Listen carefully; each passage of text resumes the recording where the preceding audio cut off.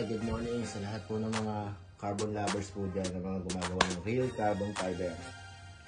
May mga nagtatanong sa akin na ang gawa daw nila ay naninilaw, namumuti, saka madumi.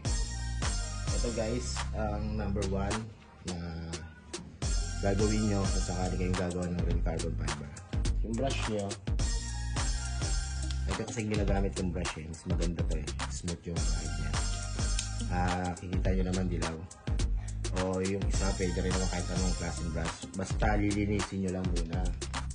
Babad nyo muna siya sa urethane nga pala, urethane thinner po to, pwede rin yung lacquer.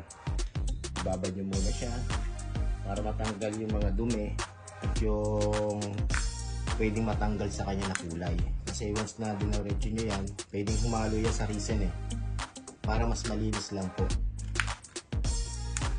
Pangalawa, kung bakit siya namumuti, kasi yung resin na katulad nito na stock na to eh. Kung mapapansin niyo siya, malapot na siya, halatang na stock na siya na matagal. Tapos medyo may pagkaputi na rin po siya, gawa kasi nga ng stock na siya ng matagal. Pwede nyo namang gamitin pa to dun sa mga parte ng pag kayo nagpapahid po ng resin na may toner, pwede pa po ito. Ito, may bagong dating po tayo na na resin. Papakita ko lang sa inyo ano po yung diferensya ng dalawa. Kung makikita nyo, malinaw po siya kaysa po dito sa kabila. Mapapansin nyo rin, malapot na ang dating po ng isang resin at ito ay malagnaw. Ibig sabihin, bagong-bago pa lang po itong pagka-mix na to.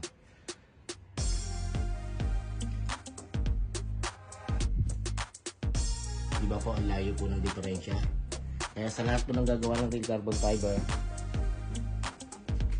dapat ganito po ang step na gawin nyo po para mas malinis at para hindi manila o mamuti yung mga ginagawa nyo po. Parehas lang po yan po guys na R1060. Ito lang naman po kasi talaga ang ginagamit ko sa mga gawa ko, kasi subukan na hindi siya pumuputok, hindi siya naninilaw, hindi siya nalulumulobo, kahit ibabad nyo po siya sa araw yung ginawa nyo, okay na okay po ito. Hindi po kasi ako nakapag-try pa po ng ng 10-1003, hindi pa po nakagamit nun. Ito lang po yung ginagamit ko kasi satisfied na ako sa mga binibigay na ito pag halimbawa gumagawa po ng mga real carbon fiber. Yun lang po muna mga guys ang tips ko dun sa mga gagawa ng real carbon fiber. Ganito lang po ang gawin nyo. Maglinis po kayo ng brush, babad nyo bago po kayo mag-apply.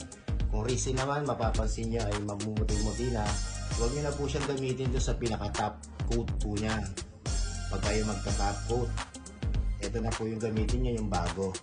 Kung sakali po makabili po kayo. Kung halimbawa naman na nanilaw na po siya at wala po kayo, maghintay na lang po kayo ng order nyo, tsaka yun na lang po ang gamitin. Yun lang guys ang maibibigay ko sa inyo. Kita-kits na lang po tayo sa kabuuan na itong mga ginagawa ko ngayon. Flares nga pala po ito ng Suzuki Raider Gen 1. Tatlo po siya, cowling, fender, at saka itong batok. Pares lang naman ulit ang gagawin ko naman po dito. Kung naguguluhan pa po kayo sa pag ginagawa nyo, panoorin nyo na lang po yung mga video ko. Nandito naman po lahat ng mga binibigay ko na po na tips. Gayahin nyo na lang po, sundin nyo na lang po. Kung sakali na wala pa naman po kayo experience sa paggawa po ng real carbon fiber. Kita-kits na lang po tayo guys sa kabuuan po nito. Bye bye.